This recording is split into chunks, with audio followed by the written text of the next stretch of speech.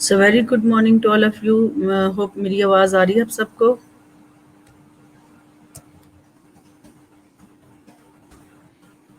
Hello,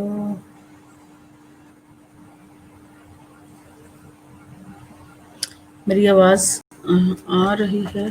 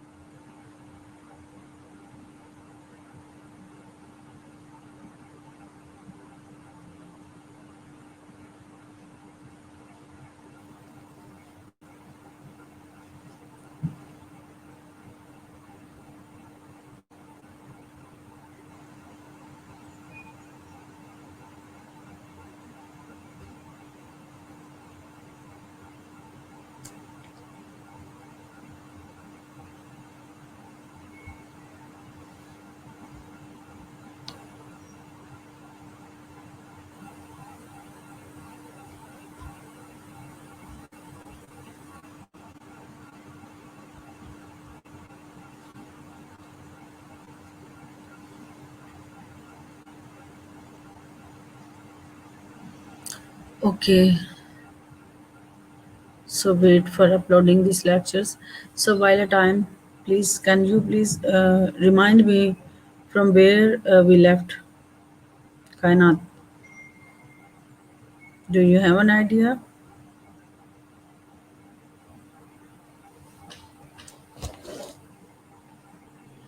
hello,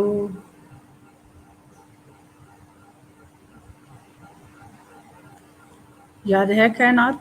हमने कहाँ से छोड़ा था, कौन सी स्लाइड से छोड़ा था कल लेक्चर जो हमने लिया टीचिंग लर्निंग का?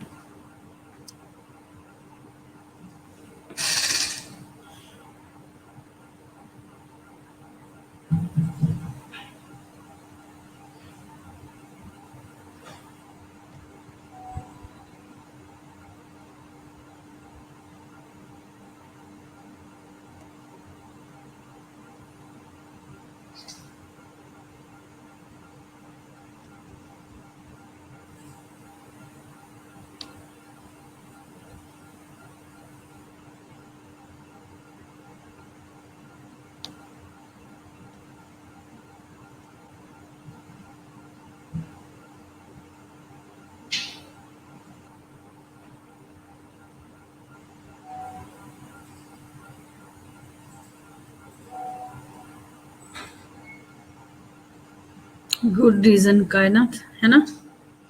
चले, anybody else, can you please remind me where we left?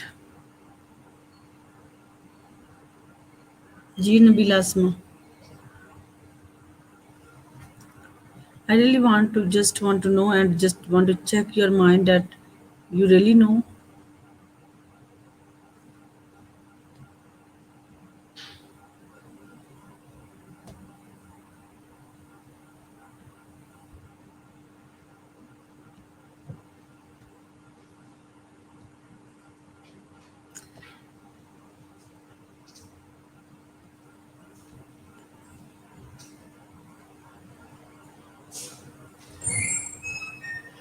हमने बहुत सारी डिटेल में रिफ्लेक्शंस के बारे में पढ़ लिया अब, ठीक है?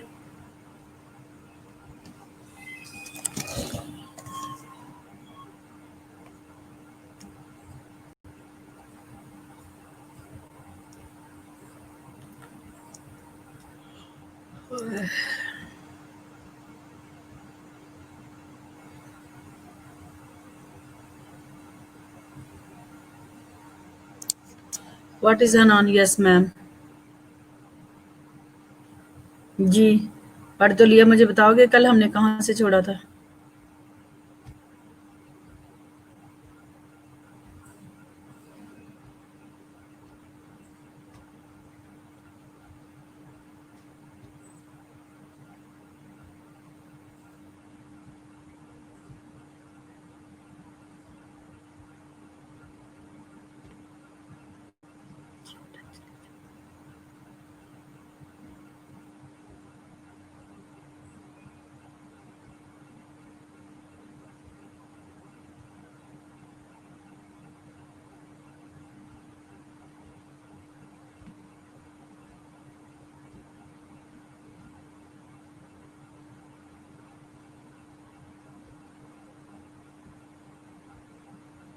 कल हमने सारे जो हैं मॉडल्स किए थे, ठीक है। रिफ्लेक्शन लर्निंग के जो है, रिफ्लेक्टिव लर्निंग के लिए हमने सारे मॉडल सीखे थे। हमने किस किस का मॉडल सीखा था, याद है किसी को? जी, there are several model reflective practice which you can be used to help you structure your reflective thinking and reflective writing। ये हमने कल पढ़ा था। सो हमने गिब्स का मॉडल सीखा था कि रिफ्लेक्टिव लर्निंग के लिए, राइटिंग के लिए हम कैसे यूज कर सकते हैं।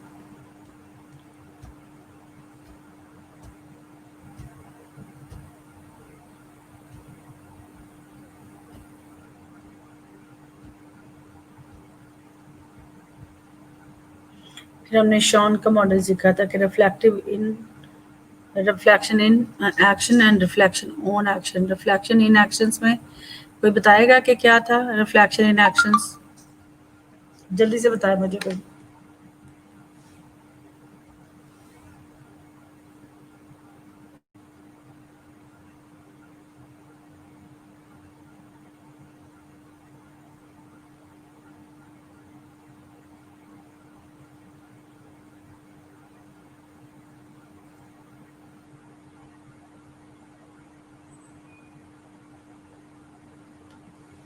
जी, मीरा, भवसा, बॉयज, नबीला, हनान, कोई बताएगा कि रिफ्लेक्शन इन एक्शंस क्या है, रिफ्लेक्शन ऑन एक्शंस क्या है? Hurry up.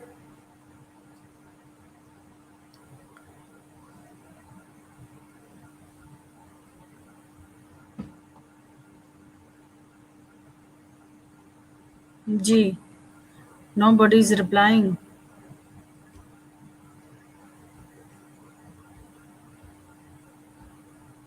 हमने रिफ्लेक्शन इन एक्शन और रिफ्लेक्शन ऑन एक्शन को विद एग्जांपल्स हमने बड़े अच्छे से, बड़े डिटेल के साथ इसको लर्न किया था yesterday.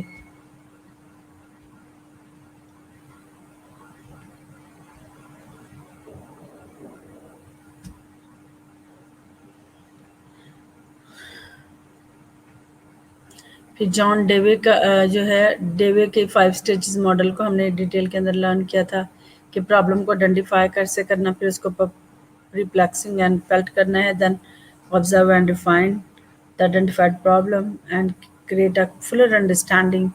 We develop a hypothesis or an understanding about the problem, its origin, and possible solutions। We subject this hypothesis to scrutiny and reasoning, and we test the hypothesis or understanding in practice। So फिर हम each of component के बारे में भी हमने सीखा था कि प्रॉब्लम को कैसे आइडेंटिफाई करना है।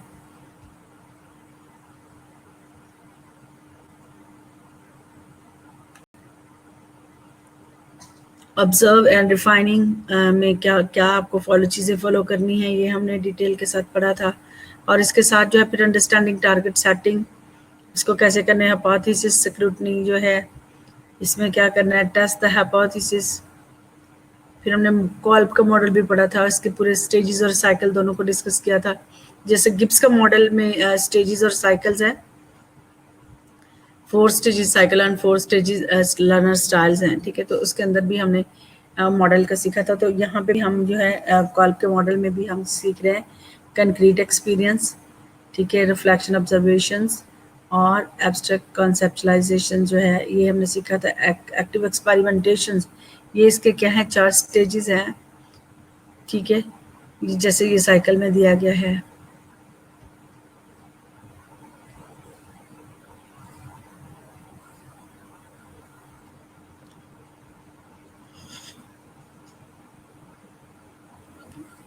ठीक है, ये जो डाइवर्जेंट है, कन्वर्जेंट है, सिमुलेटर्स हैं, अकोमोडेटर हैं। Divergent, convergent, accommodator and simulator, ये जो 4 इसके जो आपको नज़र आ रहे हैं साइकिल के इनसाइड जो है, स्टेजेस के इनसाइड जो हैं, ये इसके क्या हैं, लर्निंग स्टाइल्स हैं। यानी कि इन स्टेजेस को जो है वो लर्नर के क्या चीज़ें अडॉप्ट करते हैं और कैसे लर्न करते हैं, ठीक है, इसके बारे में था। फिर बूट की जो बारे में मॉडल ऑफ रिफ्लेक्शन हमने सीखा था कि इसमें क्या उसने कहा, return to any one incident experience और record it, consider it in detail and emotional and cognitive level, reevaluate the event in the light of experience, knowledge, experimentations, seek to understand the meaning of the experience and plan for what you might change. ठीक है, सबसे पहले हम क्या करते हैं, observation करते हैं, रिटर्न टू इवेंट यानी कि उस सिचुएशंस को क्या ऑब्जर्व करते हैं, फिर उसको इमोशनल कॉग्निटिव लेवल पे उसको जो है उसकी डिटेल को कंसीडर करते हैं, उसके बाद रीएवैल्यूएट करते हैं इवेंट को in the light of knowledge experience experimentation, ठीक है, उसको डीपली अंडरस्टैंड करते हैं, देन प्लान करके उसको and what you might change, और इसमें जो आप चेंज करना चाहते हैं it is up to you. ठीक है, सो फिर हमने मॉडल्स ऑफ जॉन 10 सीज के बारे में भी सीखा था कि ये क्या है, कमिटमेंट है, कॉन्ट्रडिक्शंस है, कॉन्फ्लिक्ट है, चैलेंजेस है, कैथारसिस है, क्रिएशंस है, connections, caring, congruence and constructing. ये जो हमने 10 सीज को सीखा था बड़ी, ये भी हमने काफ़ी डिटेल के साथ लर्न किया था कि ये क्या है और इनको किस तरीके से आप जो है क्लैरिटी के लिए अपनी जो ऑब्जर्वेशंस की क्लैरिटी को अपने इंटेंसिस को यूज़ करते हुए किस तरीके से इस मॉडल का यूज़ करके आपने अपनी लर्निंग को इफेक्टिव बनाना है। सो 3 मीनिंग ऑफ रिफ्लेक्शन, ये भी मैंने कल आपको बताया था कि क्या है, thinking things throw.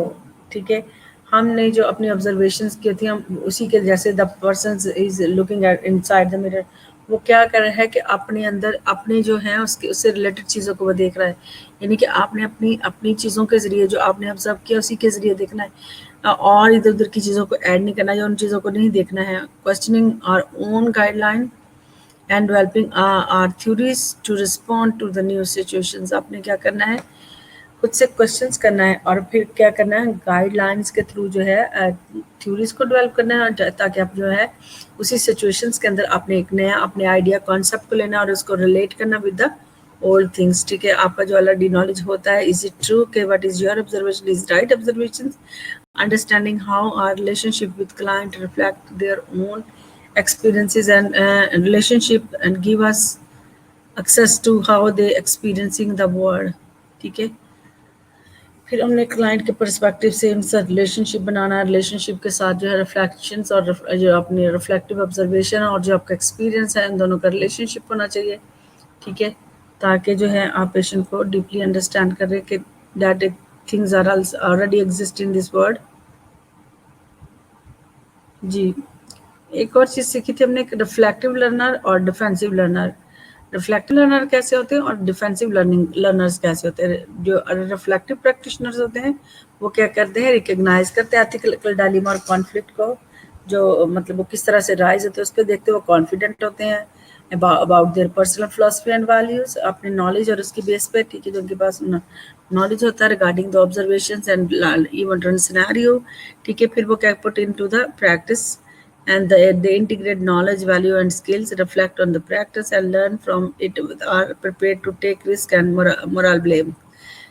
I mean they are enthusiastic and committed होते हैं। ठीक है, और they are always risk taker and taking the moral blame that कुछ लोग होते हैं ना कोई किसी भी एक्टिविटीज में पार्टिसिपेट नहीं करते, may be they have a fear failures, may be they have the fear of criticized. ठीक है, so many things related to the thinking that may be your prohibited to your work. ठीक है, जो आपको रोकती हैं, स्टॉप कर रही होती है कि आप लर्निंग को आप कमिटमेंट के साथ काम नहीं कर रहे होते। तो इसका मतलब है कि जो रिफ्लेक्टिव प्रैक्टिशनर्स होते हैं दे ऑलवेज क्या करते हैं, ऑलवेज नॉलेज और के ज़रिए जो है नॉलेज, वैल्यूज़ और स्किल्स को इंटीग्रेट करते हैं, फिर वो क्या करते हैं, prepared and they already prepared for the risk taking and moral blame, as I told you people। So defensive practitioner की बात करें तो they have only just bookish knowledge and fulfill their responsibility and duties। ठीक है ना, वो जो कुछ भी करते हैं बुक से कॉपी पेस्ट करके, ठीक है, और उसको क्या कर लेते हैं, they will finish their responsibility and their work। ठीक है, so there will be no need to take the blame। ठीक है, उनको ये जो भी प्रोसीजर रूल्स होते हैं वो क्या करते हैं, उसको जस्ट क्या कर लेते हैं, उसको कॉपी कर लेते हैं। ठीक है, so doing my duty means fulfilling my obligations to agency rather than doing the right actions। Personal agency value tend to be separated and later adopted whilst in the role of social workers। ठीक है, सो इस तरीके से ये कि जिसकी example जैसे मैंने बताया इतनी ही अंडरस्टैंडिंग काफ़ी है कि जो डिफेंसिव प्रैक्टिशनर्स होते हैं ये अपनी प्रॉपरली ड्यूटी को नहीं लेते, they just go to the bookish and follow the rule and use theories according to the books के मुताबिक जो है वो चीज़ों को फॉलो कर लेते हैं। आपको एक्यूरेटली नज़र आएगा, लेकिन वो अपनी जो है प्रैक्टिकली नहीं होगी, उनके ऑब्जर्वेशंस नहीं होगी, उनकी क्रिटिकल थिंकिंग नहीं होगी, उनकी इन्वॉल्वमेंट नहीं होगी। ठीक है, तो इस तरीके से ये जो डिफेंसिव है वो सिर्फ अपने आप को डिफेंड कर रहे होते हैं, because they don't actually aware about the condition even and they don't have the experience even. So हमने बात करनी थी क्रिटिकल थिंकिंग की। तो क्रिटिकल थिंकिंग का जो मॉडल है, generate model to generate critical thinking.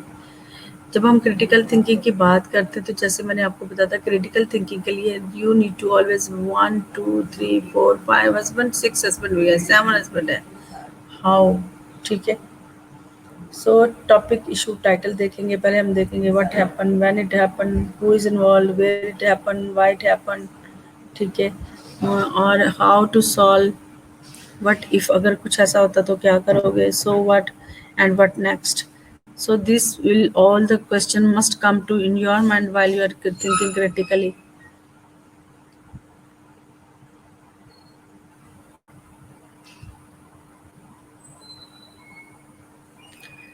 सो जैसे मैंने आपको ऑलरेडी डिस्क्राइब कर दिया था, उसमें ये इस उसी के जो है पैरामीटर्स को लेके, उसके जो पार्ट को लेके इधर मैंने इसको वैसे भी डाल दिया है।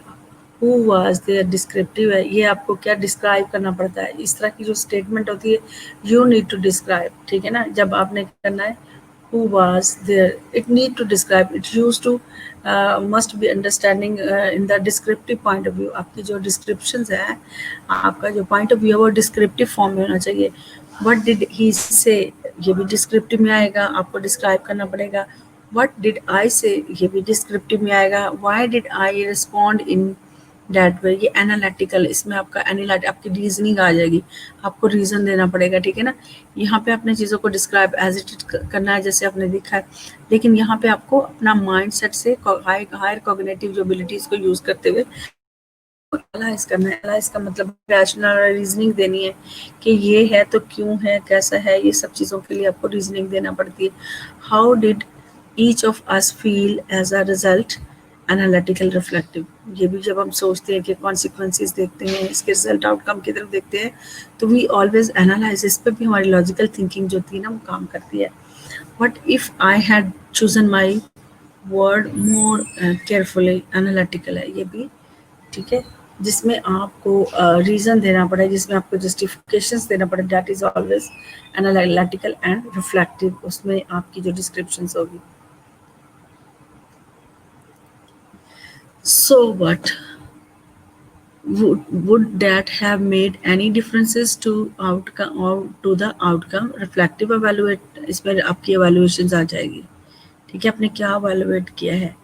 Where can I go from here in my interactions with this person, ये भी आपकी रिफ्लेक्टिव evaluations में आ जाती है। तो आपने जब क्रिटिकल थिंकिंग का मॉडल यूज करना है, you must have this question in your mind and you must know that how to fulfill that requirement according to the critical thinking model को स्ट्रक्चर को यूज करते आपने इन तमाम जो उसके जो है जो डोमेन है, जो वर्किंग एरिया है, उसको फुलफिल करना है थ्रू द थ्रू आपने जो पहला हमने देखा था ना कि 3 वेज ऑफ थिंकिंग जो है, कि आपको उस चीज़ के अंदर रहते हुए उसमें अपने अपनी ऑब्जर्वेशंस भी करनी है, क्वेश्चंस भी करना है, गाइड करना है। ठीक है, एवेलुएट करना है पेशेंट्स के साथ जो है, या आपका कोई भी जो उसमें इन्वॉल्व है पर्सन इवेंट और सिचुएशंस के अंदर, आपने उससे जो है डीपर अंडरस्टैंडिंग करने के लिए to make the relationship as well. ठीक है, समझ आ गया।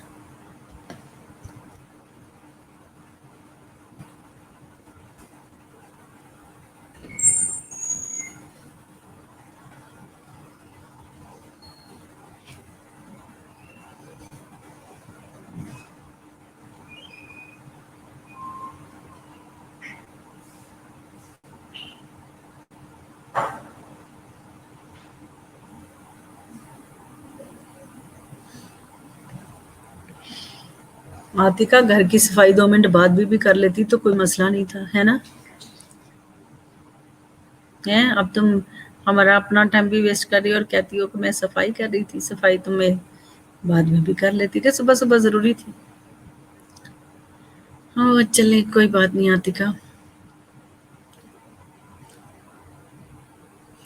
क्रिटिकल मॉडल आपके लिए बहुत इंपॉर्टेंट है। आप जब पेशेंट को नर्सिंग केयर प्रोवाइड करते हो तो ये बहुत इंपॉर्टेंट। आपने किसी scenario events even in the clinical area with in the patients, आपको कोई भी सिचुएशन जो होती है एग्जिस्ट करती है, तो you can use this model to solve your problem and make the decisions. ठीक है, so this type of model is very important for the reflections, क्योंकि जब भी आपने रिफ्लेक्शंस की बात करनी है और क्रिटिकल थिंकिंग की बात करनी है, this is very important and very helpful for you to make the proper decisions.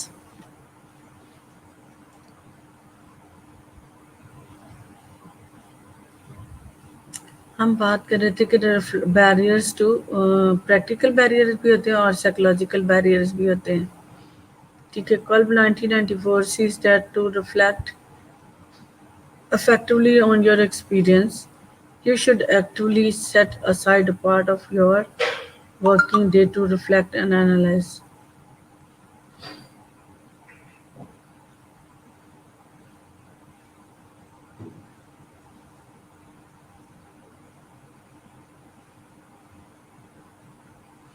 ठीक है, कोई बताएगा इसके एग्जाम्पल प्रैक्टिकल बैरियर्स क्या हो सकते हैं? मैंने आपको ये बता भी दिया। चले जी बॉयज़, निम्रा आमनातिका को बताएगा मुझे।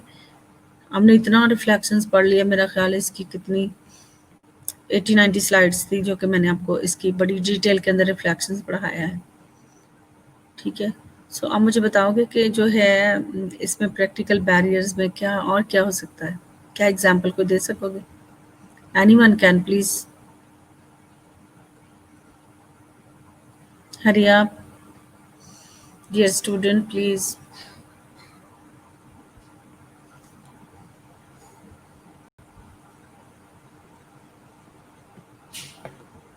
जल्दी जल्दी बताएगा कोई। कौन क्विक है ज़्यादा? मैं I want to see your mind.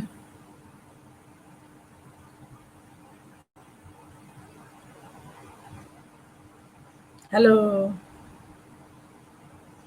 Faiza, boys, Amna and Nimra.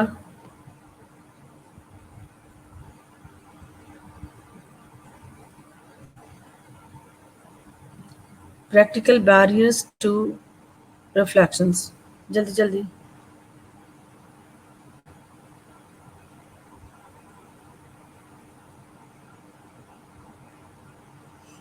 जी, कोई नहीं बता सकता। जी, इसमें क्या हो सकता है? लैक ऑफ स्किल्स हो सकता है, एनवायरनमेंट है, मोटिवेशंस है, एंड योरसेल्फ, ऑर्गेनाइजेशन का कल्चर जो होता है वो आपके लिए प्रैक्टिकल बैरियर्स है। ठीक है,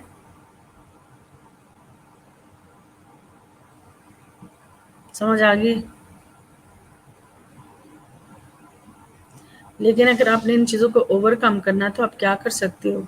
read around the topic you are learning about और want to learn about and develop. ठीक है, आपने इसको पढ़ना है जब आपने इसको इस पे ओवरकम करना है।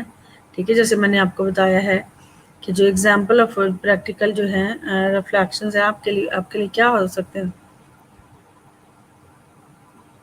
तो आपने स्किल्स को इम्प्रूव करना है और ये हो सकती हैं। प्रैक्टिकल बैरियर आपके पास नहीं है तो आप प्रॉपर्ली रिफ्लेक्ट नहीं कर सकते हैं।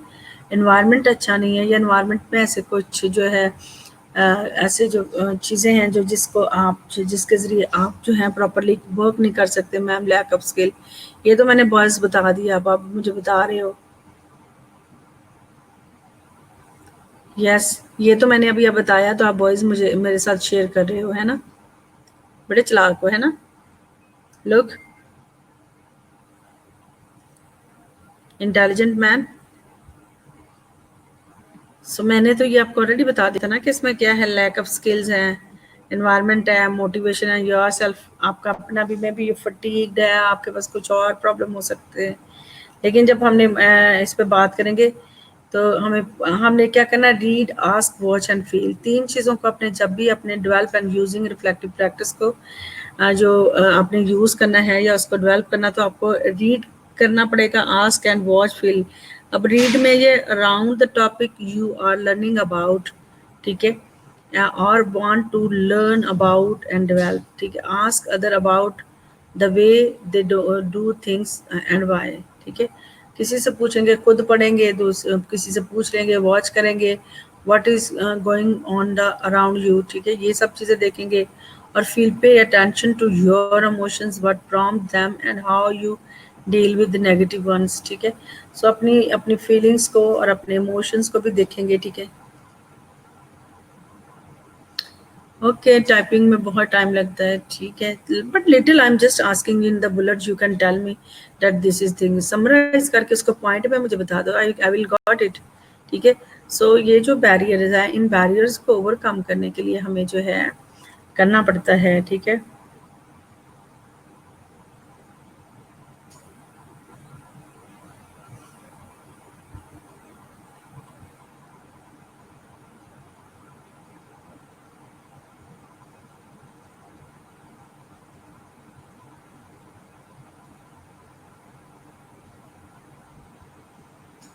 समझ आइए आपको?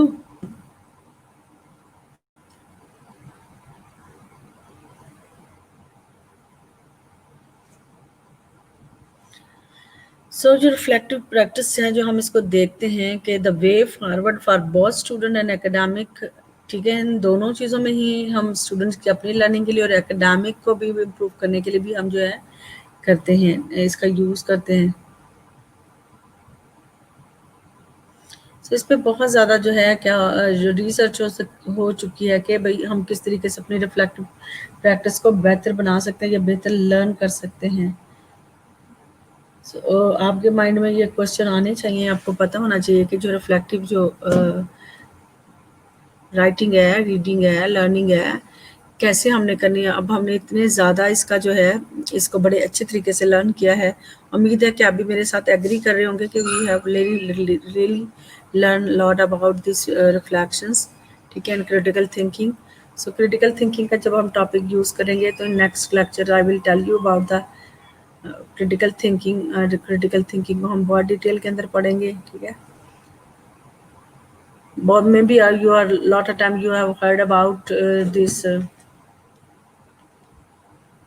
reflections, and maybe and you don't have an idea what the component it should be the part of these reflections.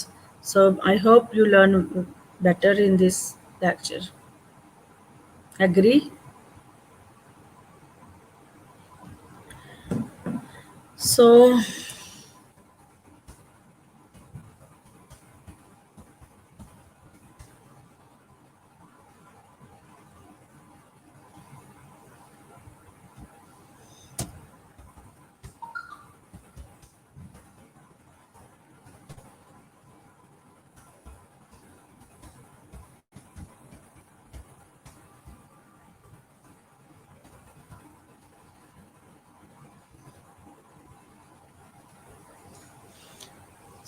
मेरा यकीन है कि आपने अच्छे से, अब आपने इसका सिर्फ पढ़ना ही नहीं है, इसका प्रैक्टिकली यूज़ भी करना. आपकी लाइफ में कोई इवेंट हो जाए या आपके लिए कोई भी चीज़ जो है प्रॉब्लम हो, यू इजीली डिटरमिन्ड आप कर सकते हैं कि what model I can use, what is you know reading करनी है तो मुझे कैसे रिफ्लेक्टिव रीडिंग को करने के लिए क्या क्या अपने अंदर लेकिंग और मेरे अंदर स्ट्रेंथ है जिसको मैं एवेलुएट करके I can overcome all the deficiencies, ठीक है. आप डेफिशिएंसीज को और लेकिंग को देख सकते हो. और इसके साथ जो है आप जो किसी भी आपका पर्सनल लाइफ का इवेंट है, आपका प्रोफेशनल लाइफ का कोई सिचुएशंस है, तो you even you in the clinical setting, in the academic setting, even in the community. So in all these area, you will be able to find easily to find the solution for your problem and for your learning. So this is very much better way to reflect critically. So हमने 10 series का model जैसे पढ़ा है, इसमें हमने वो भी बहुत डिटेल्स के अंदर देखा कि किस तरीके से अपने डिसीजंस को जो अपने जो है थिंकिंग को सपोर्ट करने के लिए आपका डाटा के अंदर जो है आपके ऑब्जर्वेशंस में क्या क्या क्लैरिटी होनी चाहिए, ठीक है, क्या क्या कॉन्फ्लिक्ट कैसे जो है आपके जो कंट्रास्ट है, कॉन्ट्रडिक्शंस को कैसे रिमूव कर सकते हो, कॉन्फ्लिक्ट कैसे रिमूव कर सकते हो, what should be thinking and idea should be in your mind में क्या क्या चीज़ें होनी चाहिए, ठीक है. अभी हम बात करेंगे जी साइकोलॉजिकल बैरियर इन रिफ्लेक्शंस, ठीक है. तो इसमें क्या क्या है, आता है माइंड में कुछ? Psychological barrier in reflections.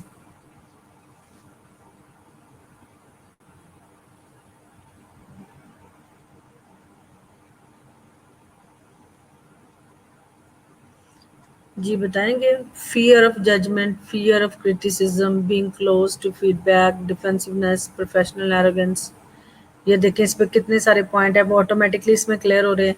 तो आपको पता होना चाहिए कि जो क्या क्या मेंटली जब आप कोई भी काम करते हैं या कोई भी रिस्पॉन्सिबिलिटी या आपकी ड्यूटी है, जैसे हमने देखा था ना कि वो जो डिफेंसिव और जो प्रैक्टिशनर जो थे, रिफ्लेक्टिव प्रैक्टिशनर्स और डिफेंसिव प्रैक्टिशनर्स के अंदर जब हमने ये दो बातें डिस्कस की थी कि जो रिफ्लेक्टिव प्रैक्टिशनर होते हैं वो क्या करते हैं, वो इंथुजियास्टिक होते हैं, they are always involve in the problem, commitment होती है, इंथुजियाज्म होता है उनके अंदर, दे आर कॉन्फिडेंट होते हैं। यस, ठीक है। ये जो बैरियर है, इस तरह का ये बैरियर जो ना आपको कभी भी किसी काम में सिचुएशन में स्टैंड नहीं रहने देगा। It will not, it will drop you, it will stop your learning. So always try to overcome this stress. आपको किसी भी, क्योंकि कोई भी सिचुएशन जब आती है, जी बॉयज वेरी गुड, आज तो तुम बड़ी लंबी लंबी स्टेटमेंट लिख कर भेज रहे हो। यस मैम, कुछ लोग हेजिटेट करते हैं कि लोग पता नहीं एग्री करेंगे या नहीं, और या हमारी इंसल्ट हो जाए, ये this could be ma'am, okay I agree. Yes, ये है लैक ऑफ कमिटमेंट। जब आप कमिटमेंट के साथ कोई काम नहीं करते, रिस्पॉन्सिबिलिटी में आप रिस्क टेकर नहीं होते, because every situation is the new. Because हम उस सिचुएशन से कभी भी अगर हमें सेम हो तो हम उससे हमें कोई फियर नहीं होता, हम उसको इजीली ओवरकम कर लेते हैं। लेकिन अगर क्योंकि always situation is in a new form, आप उससे फेमिलियर ना हो, लेकिन may be you have an idea how to move through, आप किस तरीके से उससे फॉरवर्ड हो सकते हैं, किस तरीके यू हैव क्रिटिकल रिफ्लेक्शंस, आपके पास क्रिटिकल थिंकिंग होगी, you can easily overcome all these problems. ठीक है। सो इसके अंदर आपको क्या करते हैं, ये जो है इसमें जो रिफ्लेक्शंस, बैरियर टू रिफ्लेक्शन जो है, साइकोलॉजिकल बैरियर्स में हम देखेंगे, हम अपनी अपनी ही थॉट और कॉन्शियस को, अपने ही थॉट और अपने ही जो है क्या कर रहे होते हैं, एग्जामिनेशन कर रहे होते हैं फीलिंग्स को। ठीक है। और साइकोलॉजिकल जो प्रोसेस ऑफ रिफ्लेक्शन रिलाइज जो exclusively on the observations of one mental state, and while in the spiritual context it may refer to examination of one's souls। इससे आप अपनी जो है, आप अपनी ना के अपनी सिर्फ माइंड की, बल्कि स्पिरिट जो आपके अंदर है, कभी पढ़ा है आपने माइंड, बॉडी एंड स्पिरिट, इसके बारे में कभी स्टडी किया है? हमारी माइंड क्या है, माइंड में क्या होता है, हमारी जो है इमोशंस है, हमारी स्पिरिट है, स्पिरिट क्या होती है, माइंड क्या, क्योंकि these are the component of our body. ठीक है। हमारी बॉडी जो है, इसके अंदर 3 जो चीज़ें हैं वो इंसान की ज़िंदगी को जो है वो कैरी करती है। तो इसमें क्या है, माइंड, क्या है इसमें, माइंड, विल एंड इमोशंस। ठीक है। यस बॉयज, ये बहुत इम्पोर्टेंट है। ये इसमें जो है, जब हम अपने एरिया, जब आपको अपने एरिया का नॉलेज होता है कि then you will easily emotional, आपके पास जो इंटेलिजेंसी भी आपकी डेवलप होती है, और इसके ज़रिए जो है आप जो पता चल जाता है कि कौन से मेरे एरिया वीक हो सकते हैं। बात का तो हमें पता नहीं होता, हमारा दिल कुछ कह रहा था, माइंड कुछ कह रहा था, हमें रिलेट ही नहीं करना आता कि हमारा एक्चुअल प्रॉब्लम किधर है, हम कहाँ पे गलत हैं, कहीं नहीं। फिर हम जब खुद रोल में कंफ्यूज होते हैं तो हम दूसरों पर ब्लेम करते हैं कि may be that thing is happen to because of someone. ठीक है। सो अदम मार्फत है, यानी कि किसी भी चीज़ की लेक ऑफ नॉलेज जो होता है वो हमेशा हमारे लिए वबाले जान होता है, कहते हैं जिसको। ठीक है। सो लेक ऑफ नॉलेज जो है ना, वो सबसे बड़ी बीमारी है, बैड है, सिक है। ठीक है। तो ये चीज़ें जो है इंसान की लर्निंग को हमेशा जो है स्टॉप करती हैं।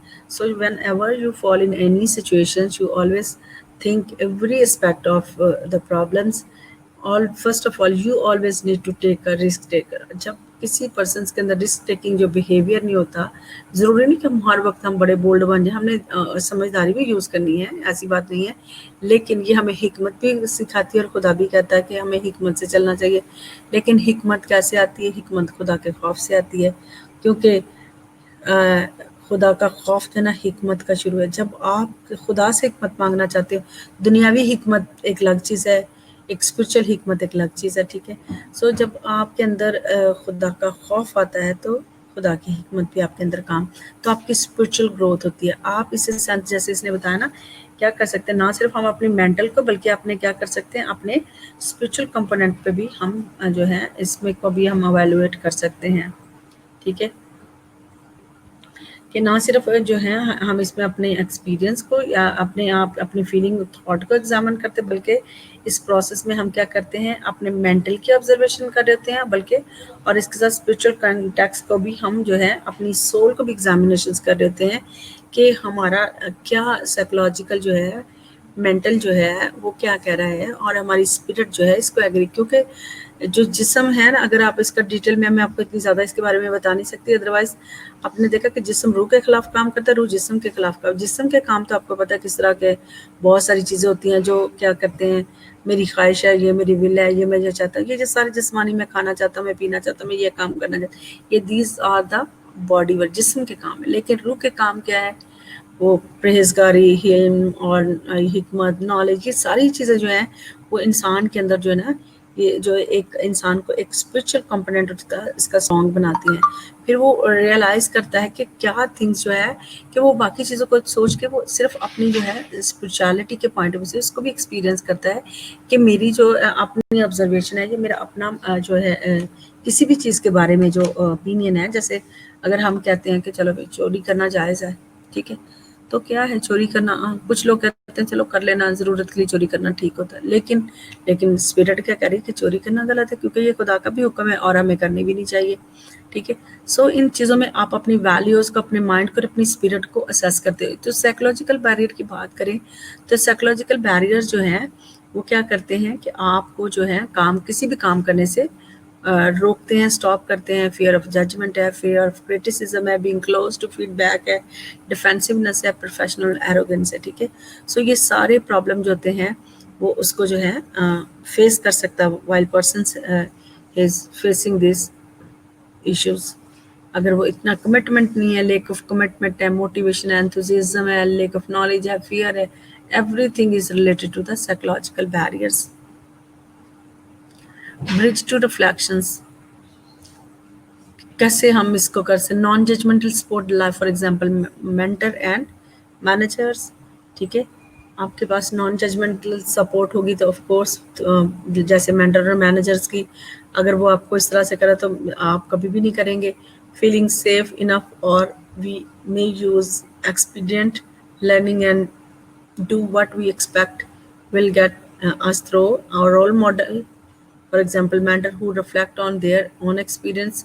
ये इन चीज़ों से भी आप सीखते हैं कि अगर मेंटर है तो आप अपने एक्सपीरियंस से सिखाता है तो यू विल इजी लर्न, आप उसको आपके लिए रोल मॉडल है। Knowledge of as many method as possible, बहुत सारे मेथड का जब आपके पास नॉलेज है, बहुत सारे आप रिफ्लेक्शंस के वे जानते हैं, आपको पता है how you can solve your problems. ठीक है, as many opportunity as possible for engaging in reflections and for example pair group time and energy. ठीक है, सो आपके पास है, अपने आप को बहुत सारे तरीक़ों से आप आपको इस तरह की एक्टिविटीज़ में एंगेज रख सकते हो, लाइक पेयर में, ग्रुप्स में, एक दूसरे से लर्न करके, है ना। टाइम से एनर्जी आपके अंदर होगी तो of course you will be easily to learn.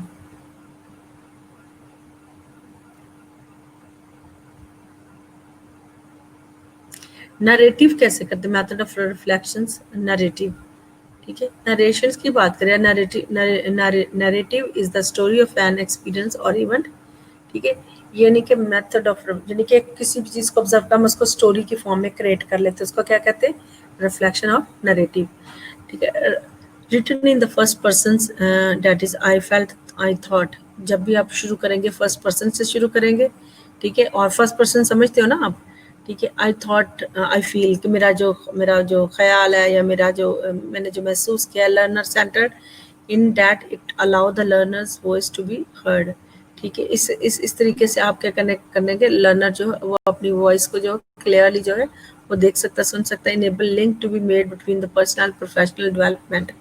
ठीक है, उन दोनों के दरमियान पर्सनल प्रोफेशनल डेवलपमेंट का उसका लिंक भी नजर आएगा। Can be share to allow deeper reflection and comparisons. जब भी आप नैरेटिव वे में, यानी कि किसी को कोई स्टोरी आपने सिर्फ लिखना नहीं है या कुछ इस तरह से काम नहीं, आपने सिर्फ बताना है। ठीक है, अब देख लो, मैंने इसको क्या है, रीड करना, लर्न करना, राइट करना, ठीक है, मॉडल का यूज़ करना, ये सारी चीज़ें अब हम ऑरली जब हम बहुत सारी स्टोरीज बता रहे होते हैं, किसी भी ऑब्जर्वेशन से हम देख के उसको स्टोरी बना, तो हमने क्या क्या चीज़ें हमारे माइंड में उन्हें can be share to allow deeper reflections and comparisons. ठीक है। जर्नल जब हम कोई जर्नल लिखते हैं तो उसमें हम कैसे रिफ्लेक्शन का use, your reactions to the event और एक्सपीरियंस, अपना रिएक्शन या आपका जो एक्सपीरियंस रिलेटेड टू इवेंट है हम उसको नोट करते हैं। Difference way that you might look at it and how the experience link with other experiences and how you can understand the experience in the light of theory. ठीक है। फिर हम उसका क्या करते हैं कि लाइट ऑफ थ्योरी जो है उसका हम किस तरीके से अपने एक्सपीरियंस में ऐड करते हैं। What you learn in the situations, what you need to learn, आपने क्या सीखा, क्या सीखने की ज़रूरत है। You might achieve your identified learning goal. So incident का जो हमने देखना उसमें लिखना है, जैसे वो आप related to similar to the critical thinking जो हमने मॉडल, वो तो मॉडल पढ़ा था, लेकिन जब हमने क्रिटिकल इंसिडेंट बनाना, जैसे कोई इंसिडेंट वाक़या हो जाता है तो आप उसमें क्या रहेगा, what was the situation and critical incident is an incident that is in some way of significant to individual, recounting it and you should record क्या करना है, what the situations was, what you did in it and what happened as a result of your actions, a reflection on the situations or event, the process by which it unfolded। So ये all questions मैंने already आपको बड़ी detail में बताए हुए हैं। सो importance इसकी ये है कि बी कॉन्शियस आर पोटेंशियल्स और फॉर बाइस एंड डिस्क्रिमिनेशन। जब कभी भी आपकी इसकी इम्पोर्टेंस, क्योंकि ये आपको बनाती है रिफ्लेक्शन जो है इनेबल अस टू, आपको एम्पावर करती है, because knowledge is power and if you have a power you will be empowered through the decisions making, because you will participate in the decisions and you will know how to use this knowledge into making in the decisions. So that is called power and empowerment. So by be conscious of our potentials for bias and discriminations। आपको bias नहीं होना चाहिए, ठीक है, always unbiased होना चाहिए, been very fair, do not discriminate and make the best use of knowledge available. आपने हमेशा ये नहीं है कि आपने कहा कि बुरी बुरी चीज़ें किसी को बता, थोड़ी थोड़ी बता देते हैं या ऐसे सुपरफिशली चीज़ें, आपने उसका आपका बेस्ट नॉलेज को आपने यूज़ करना है। चैलेंज एंड डेवलप तक एग्जिस्टिंग प्रोफेशनल नॉलेज बेस, ठीक है, और वो क्या होना चाहिए, प्रोफेशनल नॉलेज बेस होना चाहिए, avoid past mistake and maximise our own opportunity for learning. ठीक है। So unless we make the conscious systematic effort to critique our own practice, we will be unaware of how when we are being discriminatory। हमें पता होना चाहिए, हमें हमेशा aware होना चाहिए अपने बारे में कि हम कहाँ क्या कर रहे हैं और कैसे कर रहे हैं। We will not make use of knowledge base developed by our own professions। We will continue to repeat the same mistake। Our skills will be stagnant rather than the develop. ठीक है। सो अगर हम इसको प्रॉपरली सिस्टमेटिकली नहीं करेंगे तो क्या होगी, हमारी लर्निंग भी स्टैग्नेंट हो जाएगी, यानी कि रुक जाएगी, हम फर्दर जो है इस पे काम नहीं कर सकेंगे या लर्न नहीं कर सकेंगे। ठीक है। Today we finish our topic.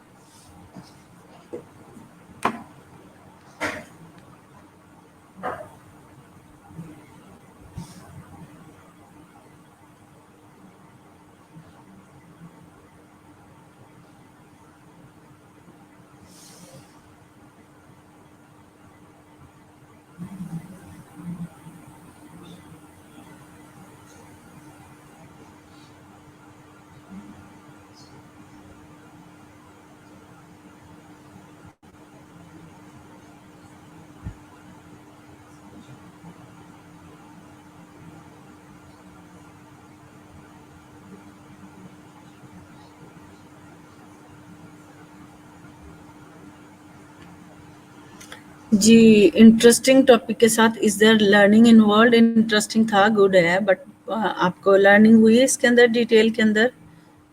ये किसी ने क्या बता पूछा है, क्रिटिक क्या होता है? क्रिटिक का मतलब होता है तनकीद करना, यानी किसी को, ठीक है, तनकीदी वे में जब हमें ये फ़ील होता है कि हमें कोई ऐसा नेगेटिव करेगा हमारे बारे में, नेगेटिव इसके बारे में हमारी जो है हमें सवालिया इंटेरोगेट किया जाएगा या उस पर क्रिटिसिज्म की जाएगी, लोग डिफरेंट एंगल से एवेलुएट करेंगे, तो वो that is the fear involve in this.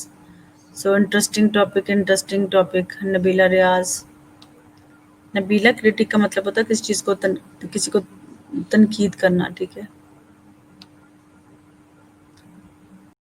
So let me have attendance.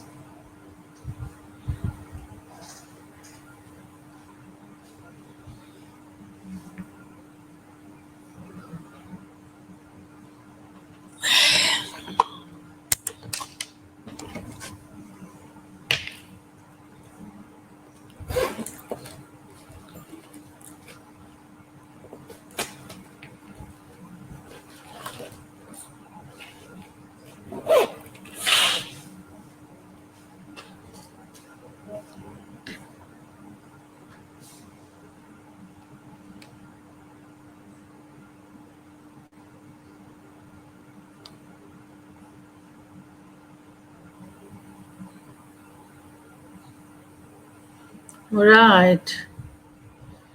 Yes, boys.